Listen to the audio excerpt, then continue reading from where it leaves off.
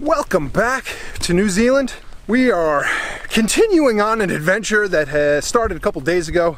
Just spent a couple days, 3 days in the Rees Valley here in Glenorchy, New Zealand. And on our way back to the car, we decided, let's go check out this place called Kea Basin, because we heard some Keas in the upper valley, but we did not see any. So we're gonna go check out Kea Basin. There's another hut up there. Pretty steep elevation gain, I think.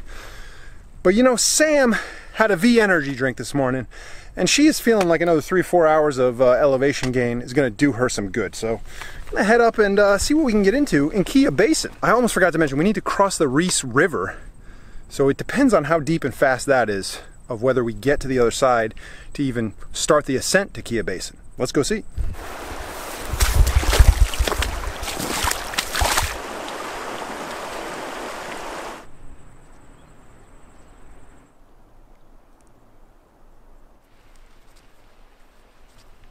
Only an hour, so we'll see if that's true, because remember, on the other side of this ridge here, these mountains, is Earnslaw Burn. So I think we're going maybe less than halfway to the top of the ridge. There's a little basin up there called Kea Basin. That's where Earnslaw Hut is, and that's where we're gonna be spending the night. Let's go check it out.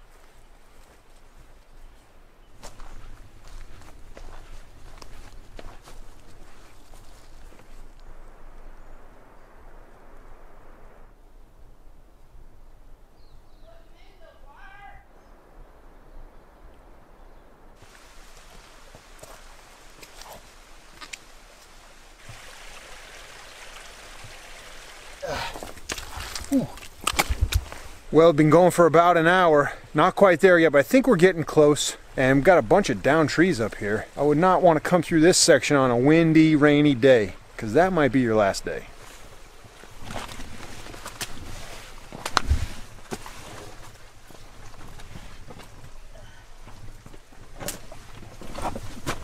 How's it looking over there? Whoa.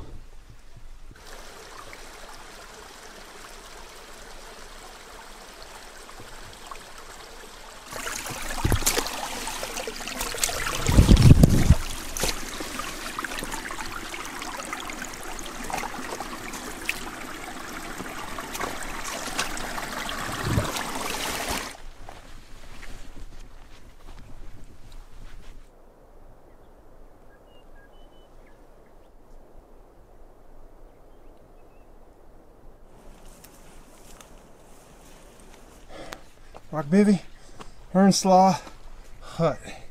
Right over there. Well, this is our first basic hut experience. Just like Sam Summers' hut. If you saw the Secrets of the Queenstown Tunnel video I made, Sam Summers' hut, old mining hut. This is probably some kind of old hut, mining forestry as well. And Sam got her dream true. Sam's dream finally came true. She's staying in a basic hut with no mattresses.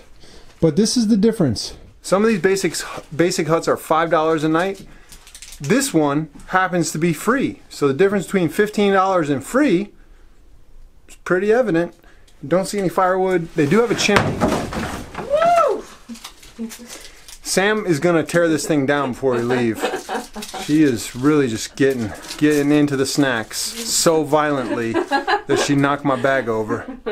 See if I can find some wood. The difference in this hut is it's just kind of a chimney with no flue, as opposed to the wood stove in the other hut.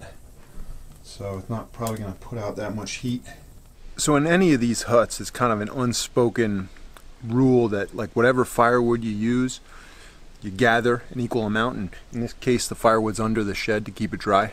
Or the shed, it's under the basic hut we'll be sleeping in tonight.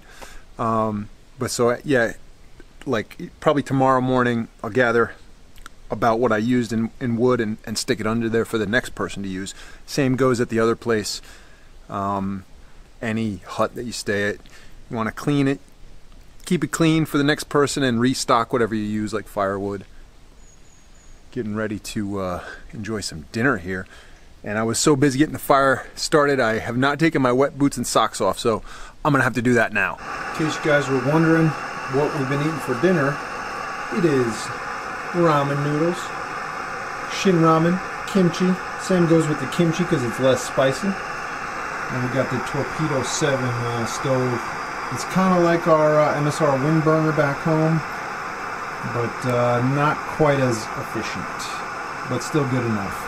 Lightweight enough and does the job to boil the water for the ramen. Tonight, we are also busting out the instant mashed potatoes.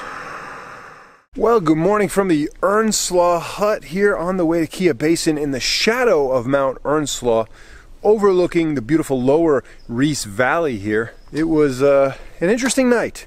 If I was going to stay in another basic hut, I would say definitely bring the inflatable air mattress, because this was kind of a last minute add-on. We left those in the van because, you know, normally the mattresses in the service huts are thicker.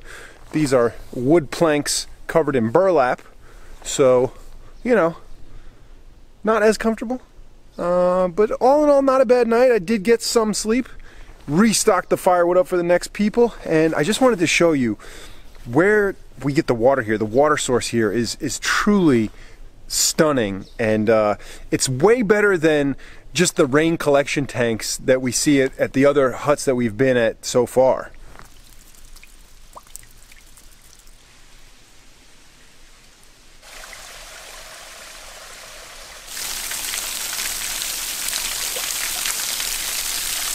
Not a bad place to start the day, getting your water for breakfast here at this little beautiful moss-covered cascade. Little like ankle to knee-deep pool at the bottom. If you wanted to jump in and scrub up, take a bit of a shower or a bath, rinse off. Obviously, don't use any soap, but just a beautiful place to start the day here, getting the water for the breakfast. And I have to say, even though it was a little rough sleeping on those boards without a mattress, still pretty worth it. Almost 2 hours up here though, about an hour and 45 minutes. So this morning we're going to go up to Kea Basin, which is only about I think another half hour, 40 minutes up. Check that out, see if we see any Keas, and head back to the car. So still got another 5 or 6 hours to go. 4 to 6 hours to go before we wrap today up.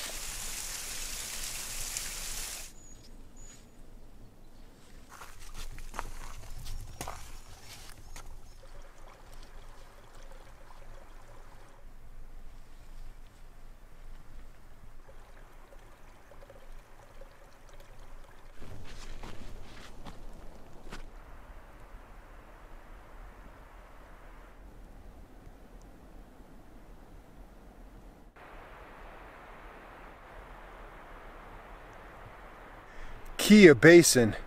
This is tremendous here in the shadow of Mount Earnslaw behind me.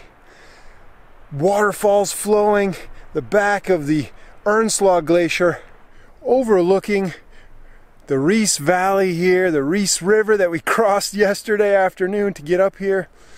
Truly spectacular, splendid, amazing 360-degree views. See if we can get a bit closer to some of those waterfalls. Have not heard or seen any Kea yet, but hopefully we will.